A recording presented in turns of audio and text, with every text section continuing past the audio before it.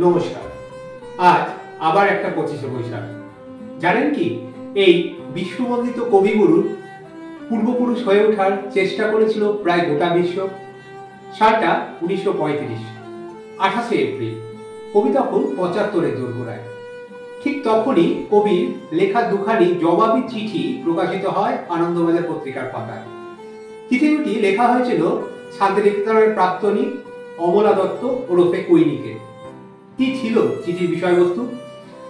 মূলত চিঠি দুটিতে কবির পূর্বপুরুষ হয়ে ওঠার যে বিশ্বজনীন দাবিদার, তাদের প্রতি তীব্র শ্লেষ ব্যক্ত হয়েছিল।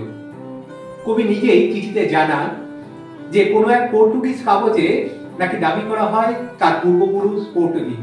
আবার পারস্যের রাজা দাবি করেছিলেন কবির ধমনীতে বইছে নাকি পার্সি রক্ত।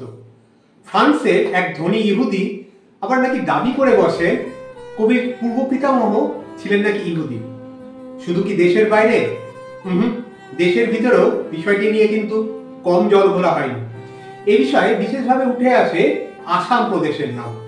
1935 সালে ডিব্রুগড়ের অ্যাসোসিয়েটেড প্রেস থেকে একটি সংবাদ প্রকাশিত হয়, যেখানে বলা হয় দীপিকা চন্দ্র রচয়িতা প্রাচীন কবি পুরুষোত্তম গজপতি নাকি কবির পূর্বপুরুষ, সুতরাং রবীন্দ্রনাথ অসমীয়া। এহেন অদ্ভুত খবরটির পেছনে ছিল যার নাম, তিনি একজন জনপ্রিয় অসমীয়া সাহিত্যিক, বেণুধর রাজখোয়াই। কে ছিলেন এই বেণুধর রাজখোয়াই? কলকাতা থেকে বিএ ডিগ্রি লাভ করা এই রাজখোয়াই মহাশয় আসাম গভর্নমেন্টের সাব ডেপুটি কালেক্টরের পদালঙ্কিত করেন। পাশাপাশি ছিল তার একটি অন্য পরিচয়, তিনি ছিলেন একজন জনপ্রিয় অসমীয়া সাহিত্যিক। তারই সুযোগ্য সম্পাদনায় আসাম থেকে প্রকাশিত হতো বিজলি পত্রিকা।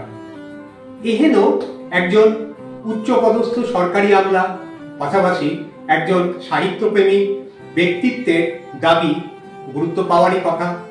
বিষয়টি নিয়ে বেশ শোরগোল উঠেছিল।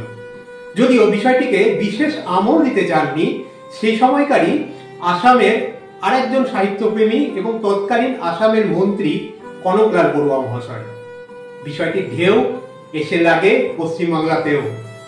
আনন্দবাজার পত্রিকায় 1935 সালে যৎকিঞ্চিৎ কলামে বিষয়টি খবর হয়ে প্রকাশিত হয় এবং এই খবরেরই প্রত্যুত্তর স্বরূপ কবি লেখেন পূর্বলিখিত চিঠি দুখানি।